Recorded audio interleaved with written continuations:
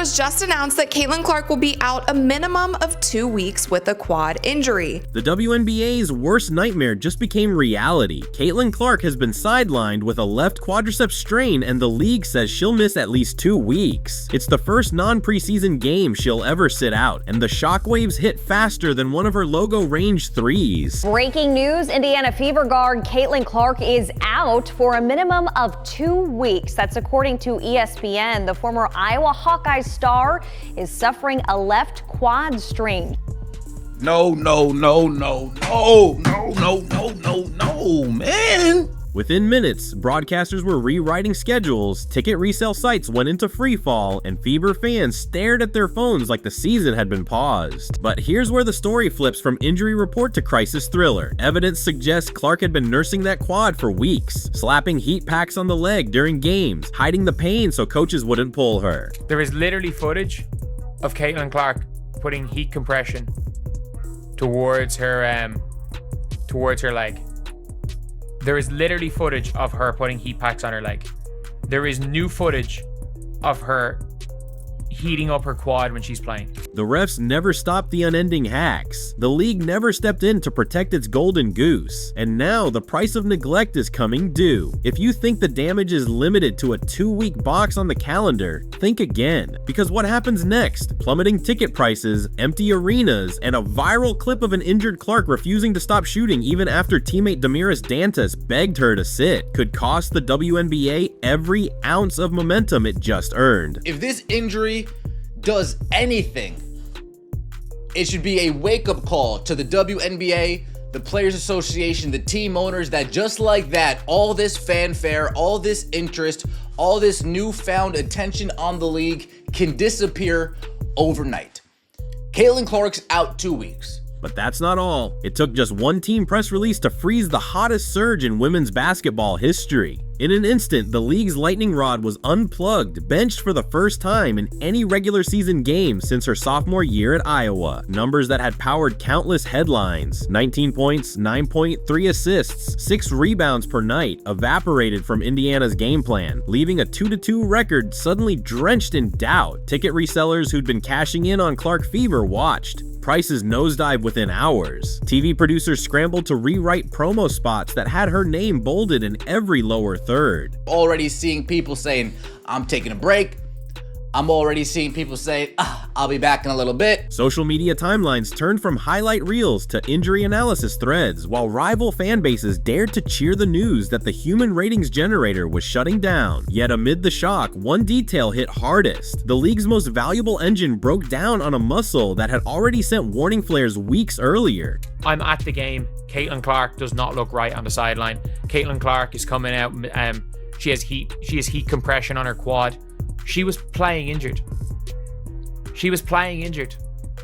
And ironically, that is probably the best case scenario.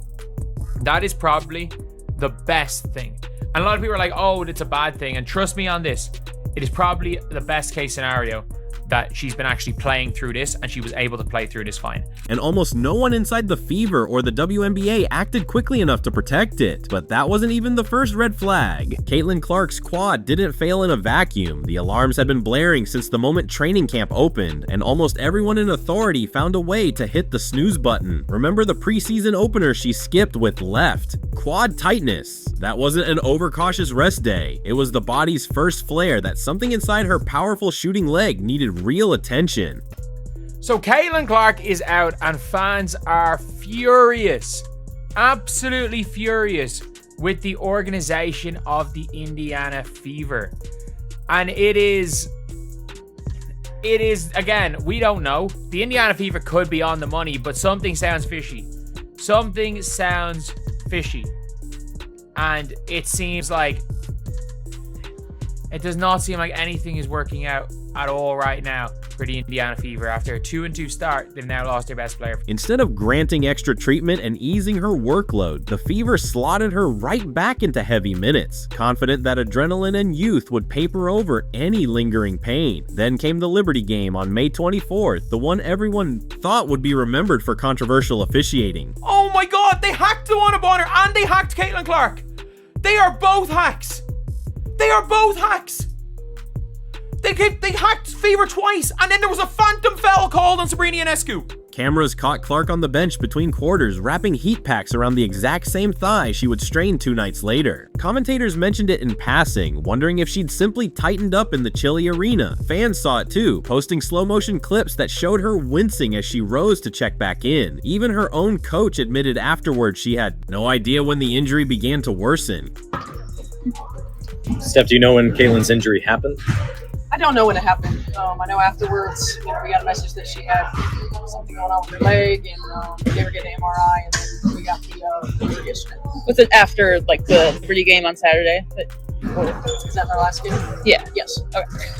Clark, determined not to let anyone down, kept the discomfort buried beneath her trademark grin. In hindsight, it reads like a tragedy foretold. The franchise star gamely fighting through escalating pain, while league referees allowed defenders to pound her with hip checks and forearm shivers. The quad strain was less a freak twist than the inevitable receipt for weeks of neglect, and it set the stage for the crisis still unfolding. But if anything, this should be a lesson to the league and a lesson to the officiating, because the amount of contact that is allowed without a foul call and the amount of physicality that Caitlin Clark has to battle through being double teamed and triple teamed, and honestly it's mostly just not being called for these fouls, needs to be assessed. Caitlin Clark is the league's star player, whether you like it or not. It shows in the bottom line, it shows in the revenue, it shows in the viewership numbers. Every which way you turn, it shows. And as the league star player, she should not be bullied around or ragdolled, just pushed around like she is. There is an undeniable disparity in the officiating. But listen to this. Clark's competitive fire refused to cool even after the medical report dropped. Less than 24 hours after the Fever announced the quad strain, media cameras rolled into an open practice expecting to see Caitlin Clark in street clothes. Maybe an ice wrap, definitely a seat on the sideline. Instead, she was on the floor, sneakers, squeaking, launching elbow jumpers like the injury report had been a typo.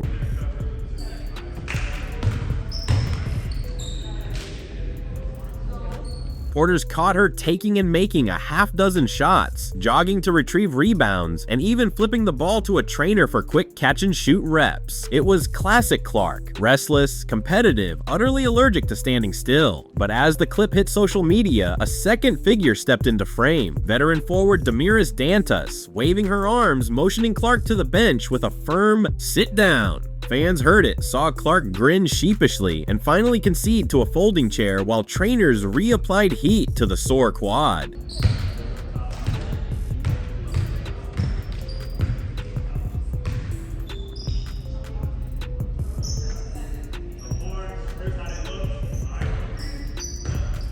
The reaction online split in two. Half the fan base loved the Mamba mentality, swearing the strain must be minor. The other half begged the Fever to lock the practice gym, hide every basketball, and bubble wrap the franchise savior until she's 110%. Either way, the footage proved one thing. Even injured, Clark's presence dominates every lens, and the league's fortunes still orbit her every move. But listen to this. While Clark was sneaking jumpers, the marketplace delivered its own brutal verdict. Caitlin Clark, somebody who was responsible for 26.5% of all WNBA economic activity last season, including revenue from merchandise, ticket sales, and television, is out for a minimum of 2 weeks. Minimum of 2 weeks, more like 4 to 6 weeks. Minimum of 2 weeks, because remember, that's when she gets reevaluated.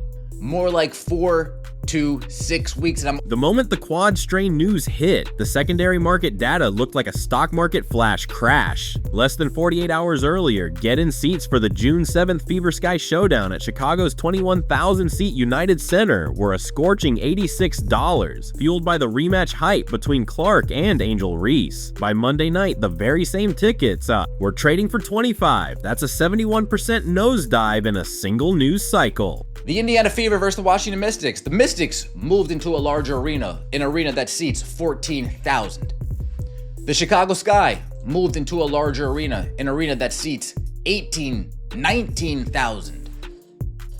Those sellouts that would have been if Caitlin Clark was in the lineup, those aren't going to be sellouts anymore. It holds 14,000. Right now, it'll probably hold 8 to 9 without Caitlin Clark. It holds 19,000. Right now, it'll probably hold 10 to 12. What is even more brutal is that across the 5 Fever games Clark is projected to miss, the average purchase price has cratered from $137 to $80, erasing millions in projected gate revenue overnight. There is one thing, no doubt, that's about to happen. The WNBA teams that move their games, this is about to be catastrophic for them. And it's kind of funny. So when skeptics asked whether the Clark effect was hype, the ticket market just answered in neon lights. Remove one 23-year-old superstar and demand collapses league-wide. But the financial bleeding doesn't stop at the box office. For 2 straight seasons, Caitlin Clark has worn more bruises than headlines. But May 24th finally proved the pattern in black and white numbers. The New York Liberty marched to the stripe 32 times, while Indiana managed just 15 attempts. A whistle. Gap so obscene the local beat writers called it ref roulette. Look at this, man. Just look at this. The pure disrespect on so many levels, guys. Man, I can't play it again. I cannot play this again, bro. I mean, guys, this is how the day went. This is how, bro, this just proves everybody point. They have an agenda against the Fever. There was 3 referees. None of them turned their head to even look at Caitlin Clark, acknowledge her at all, bro. They didn't even acknowledge her at all, bro. Her, Sophie, Aurelia Boston, bro. They treated them like they was nothing. Nothing, I tell you. This is messed up. It wasn't a statistical blip. It was the culmination of months of rookie tax bump and run defense the league never bothered to police. Jonquel Jones and Sabrina Ionescu were granted free throws for contact softer than a pregame handshake, yet when Clark caught a forearm across the torso on the final possession, 3 officials stared into space and let the clock bleed out. You had Sabrina coming down off of a layup where she just falling, man. She's just falling, all right? Now, if you wanted to call that a foul, fine. But what happened? What happened with Caitlin Clark? Doing the same fall, fam.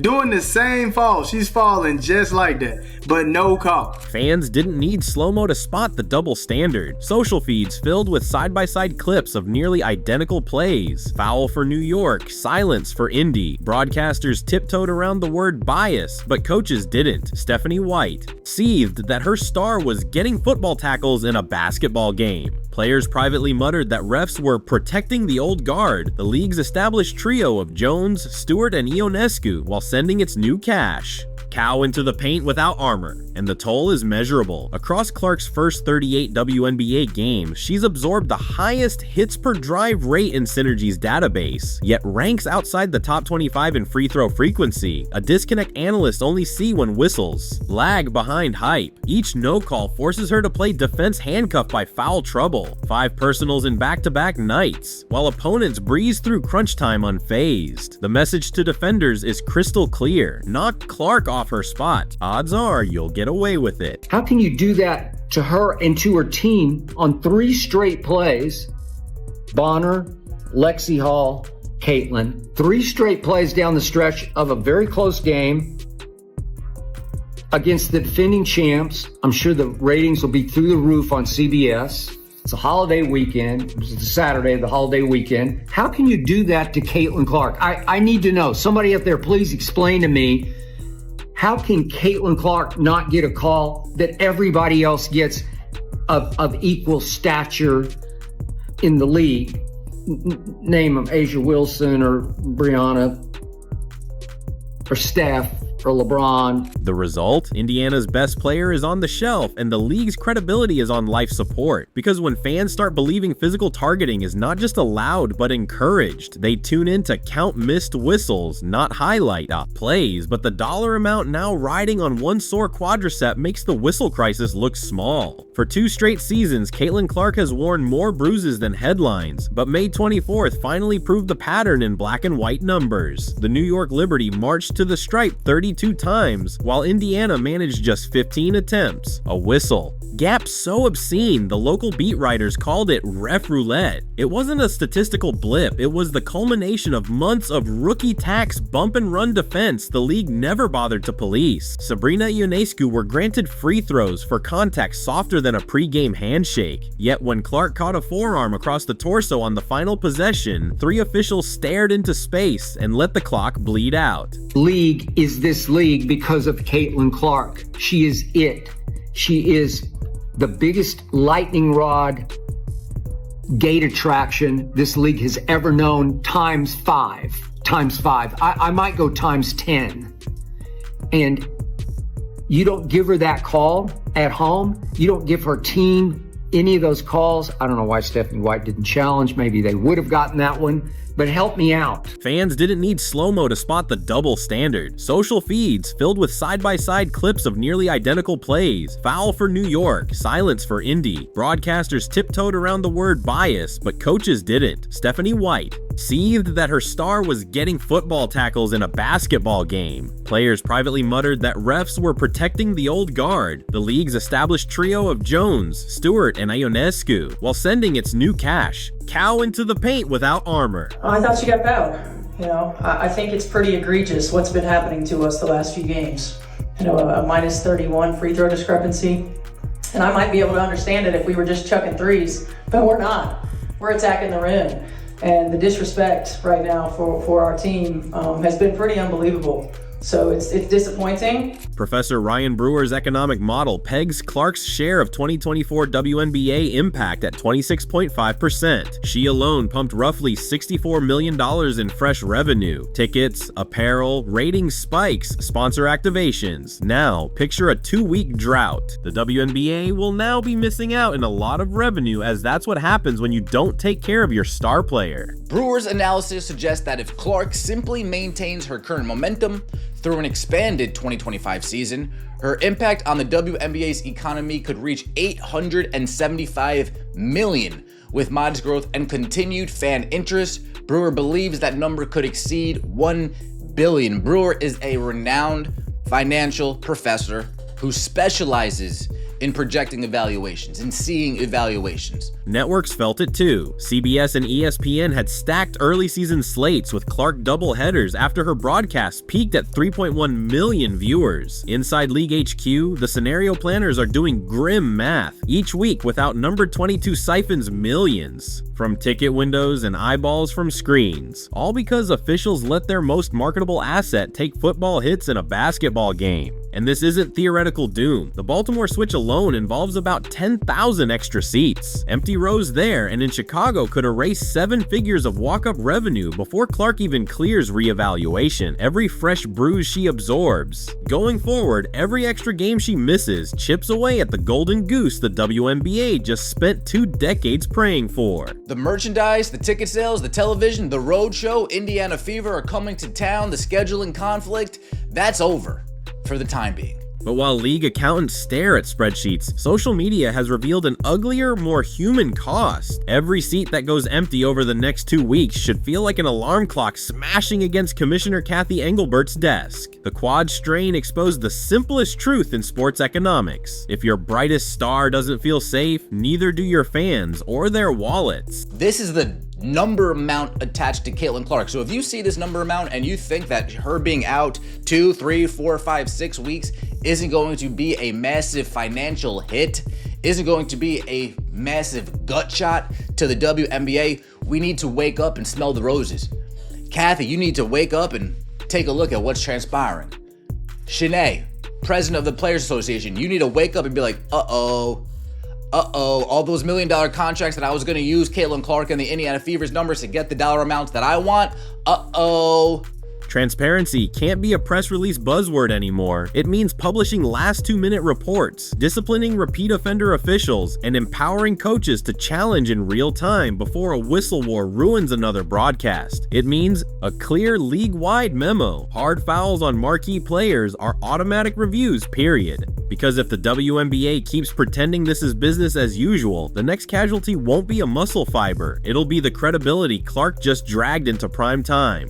Broadcasters will lower bids, sponsors will look elsewhere, and every ambitious rookie will wonder whether stardom is worth a season of body blows. The league has a narrow window to prove it values talent more than stubborn tradition. Miss it, and the Clark effect flips from growth engine to cautionary tale faster than you can say out indefinitely. Caitlin Clark's strained quad isn't just a medical update, it's the bill coming due for months of ignored fouls and shrugged off warnings. One muscle tear wiped millions off gate projections, slashed resale prices in half, and handed trolls a parade route, all before the first reevaluation scan. If the league wants those seats refilled and those sponsors re-engaged, it must start treating player safety like its primary product, because that's exactly what it is. Fix the whistle culture, own the officiating mistakes in daylight, and show every up-and-coming phenom that the WNBA protects its own. Otherwise, the next superstar won't just limp off the court, she'll take the casual audience with her. Comment get well, soon CC if you're riding with Clark, and let the league know the clock is ticking louder than any arena buzzer.